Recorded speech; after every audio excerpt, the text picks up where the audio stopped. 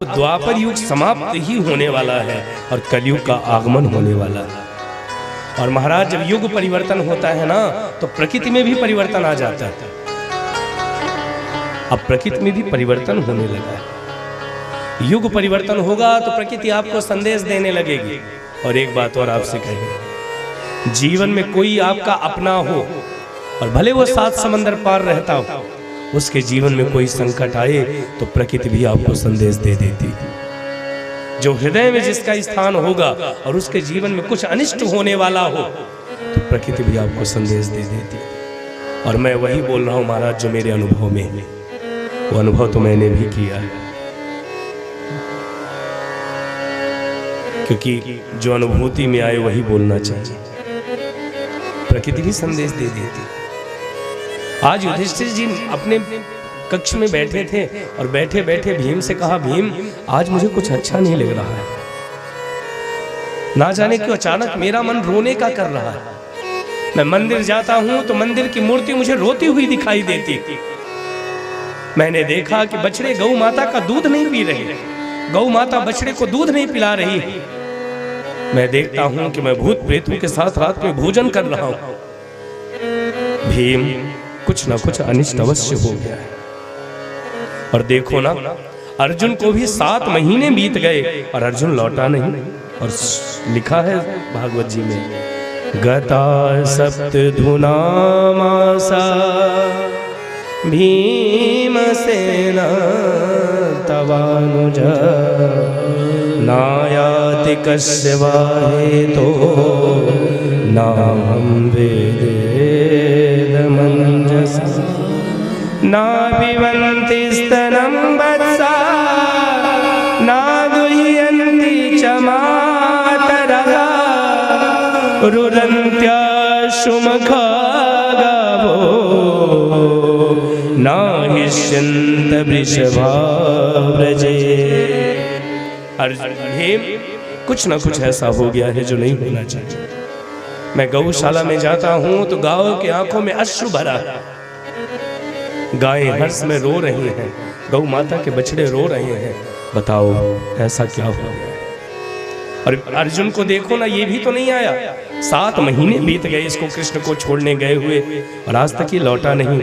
और दोनों भाई बात कर ही रहे थे कि सामने से अर्जुन चल के आ रहा था। और जैसे अर्जुन को देखा, आज अर्जुन के चेहरे का रंग उड़ा हुआ था।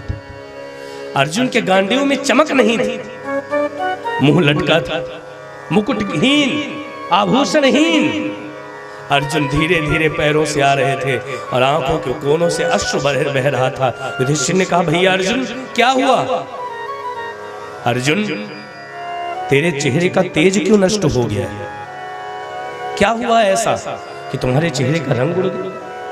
और युधिष्ठिर ने कहा, अर्जुन 3 कारणों से ही चेहरे का रंग उड़ता है, आप भी सुन लीजिए।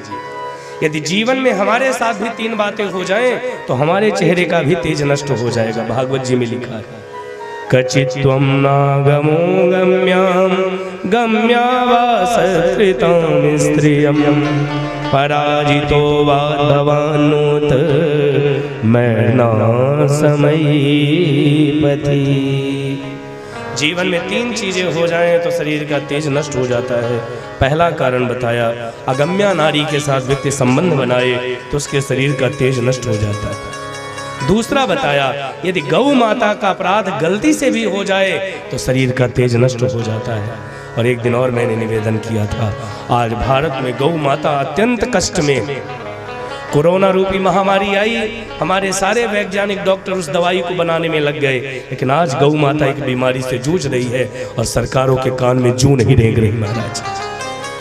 वो लंपी नाम की बीमारी गायों के लिए आई। एक गाय को हमने अपने आंखों के सामने तड़प तड़प कर प्राण छोड़ते देखा, लेकिन कुछ उपाय नहीं। मैं सरकार से निवेदन करूं इसके माध्यम से, क्योंकि सीधा प्रसारण चल रहा है, हो सकता है कोई सुन रहे हो। यदि हो सके तो आप प्रयास करिए और गौ माता को संकट से निकालिए, क्योंकि गाय का अपराध गलती से भी हो जाएगा तो देश की क्रांति नष्ट हो जाएगी महाराज। इससे प्रयास किया जाएगा। गौ माता की रक्षा, बिना गाय की रक्षा किए बिना सनातन की रक्षा नहीं हो सकती। गावो विश्वस्य माता और आज गौ माता अत्यंत कष्ट में। रोज कोई ना कोई वीडियो लोग भेज देते हैं और देखकर केवल आंख भर आती है, कर कुछ नहीं सकते। आज भारत की गौ माता बहुत कष्ट में है। इसलिए हाथ जोड़ के मैं निवेदन करूं, जो भी इनके माध्यम से सुन रहे हैं, यदि कुछ उपाय हो सके तो निश्चित करिए, ताकि भारत में गायों का संरक्षण हो सके। हम पूजा पाठ के बाद भी गौ माता की जय हो तो कहते हैं, लेकिन जय हो की जगह अब कहना प्रारंभ करिए, गौ माता की रक्षा हो।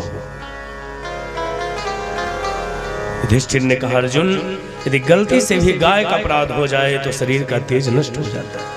तीसरा बताया कि अर्जुन, जिसके बिना हमने जीना ना सीखा हो, जो हमारा सब कुछ हो, वो हमको छोड़कर चला जाए तो भी शरीर का तेज नष्ट हो जाता है। बता अर्जुन क्या हुआ?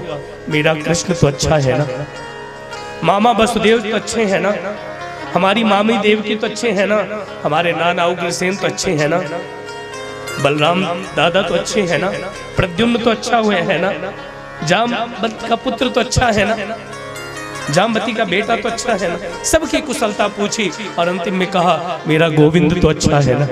और जैसे कहा अर्जुन धड़ाम से गिर गए।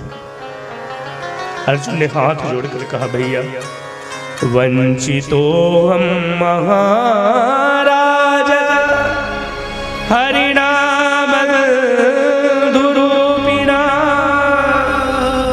एन में पगितम तेजो देव विस्मापनम महत।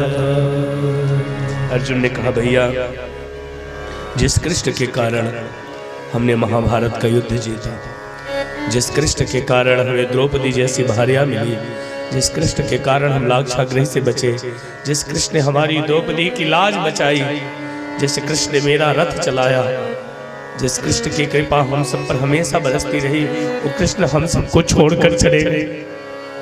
और जैसे ही युधिष्ठिर ने सुना, अरे पागल, इतने दिन बाद लौटा और ये समाचार देने के लिए। युधिष्ठिर की आंखों में अश्रु भर आया, जोर जोर से रोने लगे। पीछे खड़ी थी कुंती मैया दरवाजे के पीछे, और जैसे ही सुना कि कृष्ण छोड़कर चला गया, एक पल की देरी नहीं लगाई और कृष्ण कृष्ण कहते हुए कुंती ने भी प्राण त्याग दिया।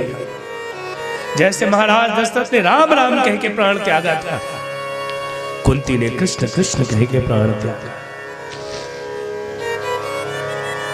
दशरथ जी ने राम राम कह के प्राण त्यागा था कि नहीं? मानस में लिखा है, राम राम कही राम कही,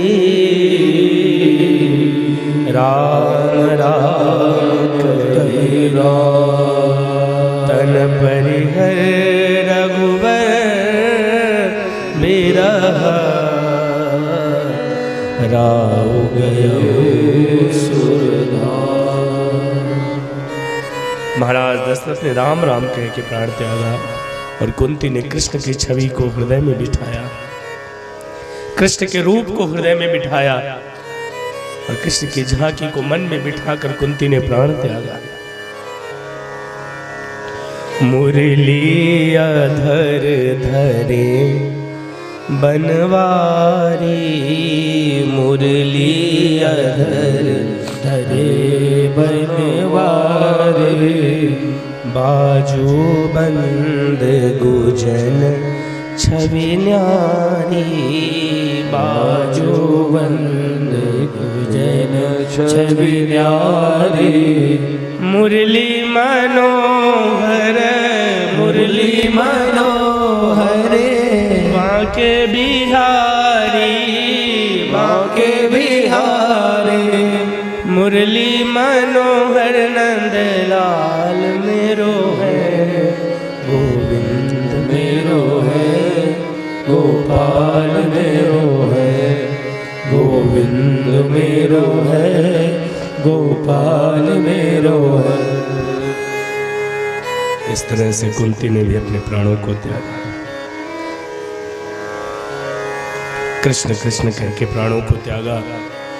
पांडव एक तो कृष्ण के जाने से दुखी थे, ऊपर से माँ का हाथ भी उठ गया।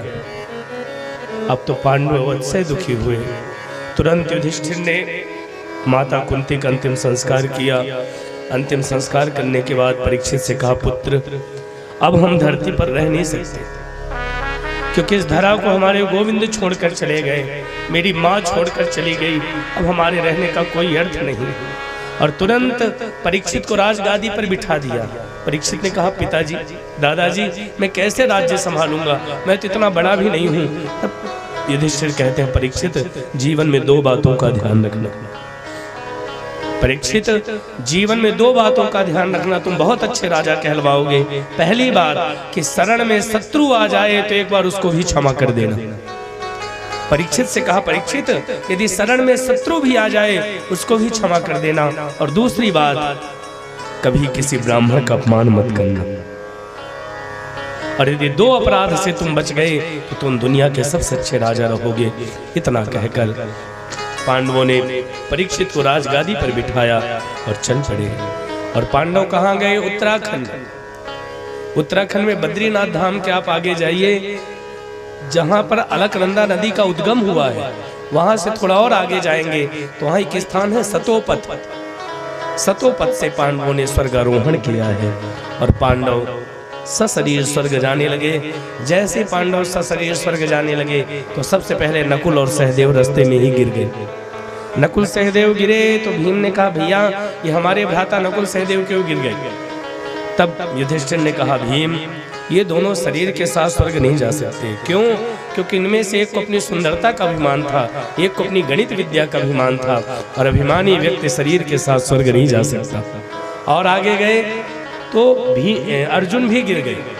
जैसे अर्जुन गिरे तो भीम ने कहा, भैया हमारे भ्राता अर्जुन क्यों गिर गए? तब युधिष्ठिर ने कहा, भीम अर्जुन को अपनी गांडीव का बड़ा अभिमान था और इनको गांडीव का अभिमान था, इसलिए ये भी सशरीर स्वर्ग नहीं जा सकते। और आगे गए तो द्रौपदी भी गिर गई। जब द्रौपदी गिरी तो भीम ने कहा, भैया हमारी भार्या द्रौपदी क्यों गिर गई?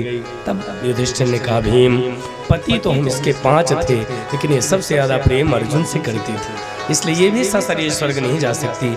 और आगे गए महाराज तो भीम भी गिर गए। और भीम ने गिरते गिरते पूछा कि भैया मैं क्यों गिर गया? युधिष्ठिर ने हंसकर कहा, तुम खाते बहुत हो। यावत भी ये जठरम तत्तम। अब ये श्लोक हमको विस्मृत हो गया, लेकिन इस श्लोक का अर्थ है कि अपनी भूख से ज्यादा जो दूसरों का खाना चाहता है वो शास्त्र की दृष्टि में चोर है। इसलिए वही धन हमारे जीवन में काम आएगा जो धन हमारे पुरुषार्थ का हो।